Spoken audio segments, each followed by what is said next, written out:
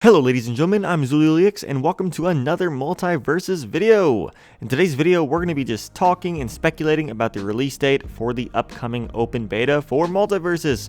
We're going to talk about and theorize and see if we can predict that special day when we all get to play the game. But before we continue, please leave a like and subscribe to the channel for all your Multiversus needs. It really helps out the channel and you'll always have some videos to watch. It's a win-win. Now let's begin. Now for starters, nobody knows the actual release date yet. Nothing has been revealed or anything like that. Trust me, I refresh Tony in the Multiversus Twitter pages constantly and they haven't had any updates. But we do have some info that can kinda inform us on how far along things are. We know that on the 29th or 30th, I'm just gonna say 30th just to be like on the safer side, that the game was handed over to QA or quality assurance. Basically, these are the playtesters that are going to comb through the game and find any game-breaking issues that absolutely need to be fixed before the game can come out. This takes about 5 to 10 days depending on what kind of bugs and stuff they find. Once that's done, player first fixes those bugs if there are any, and the game has to be certified in order to be placed on an online marketplace like the PlayStation Store, Microsoft Store, or Steam. Then, once that QA and certification is done, once all that good stuff is done, the game can be released. So, what's the time schedule looking like right now? Well, today is the 7th, and we haven't gotten any news yet. So I'm just going to be safe and assume that QA is going to take its full average of like 10 days to do. So we probably aren't going to see it or get an announcement before the 10th. Then, over on Twitter, Tony stated that the game won't have a sudden or surprise release. It's not just going to be like, hey, it's out, have fun. They're going to give us a warning to players before the game drops. So, for a warning, let's just say they're going to give us 3 days. 3 days to clear out your schedule, make an excuse to call into work, or beg your parents to let you skip school. Whatever you gotta do to be there day 1, hour 1. So, I think the earliest we're going to be able to play the game is the 13th through the 15th. So one of those days, probably another week of waiting. Now, I really don't see us getting it before then because we haven't gotten the news or announcement that we would have gotten if we were going to get to play the game sooner. Now, of course, this is my prediction. QA could take longer, or they could find some really nasty bugs that they have to fix that might take a while to fix.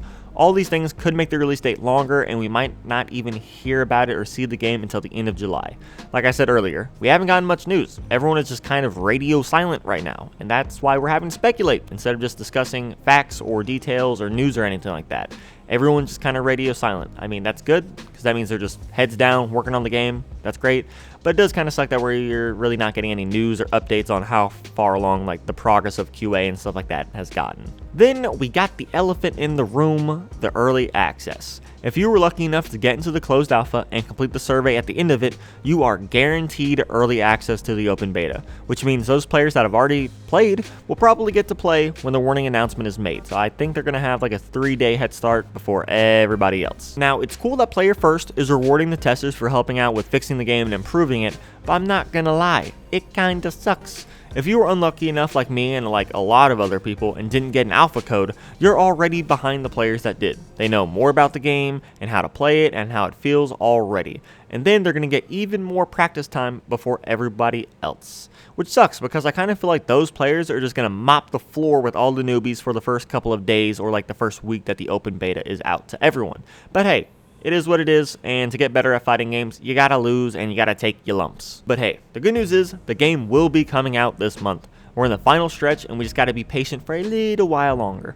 Also, as a side note, Tony and Player First do not have a release date.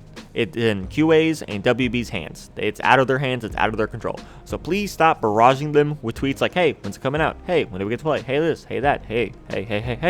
They don't know, so just let them keep working on the game and making new content for us to enjoy and play once the game comes out. Like, they're already working on new characters, new stages, and stuff like that, so, let them be. Let them just keep their heads down, keep working, and hopefully we get to see the fruits of that and, have new additional content in the open beta sooner rather than later. And that's going to be it for this video. I want to hear from you all. Do you think my speculation is correct? When do you think we'll actually get to play the game? And how do you feel about some players getting early access? I don't know, so let me know down in the comments below. If you enjoyed the video or learned anything new, please leave a like and subscribe to the channel for even more amazing Multiversus news, leaks, and gameplay. I'm Zuliliix, and I will see you out in the multiverse.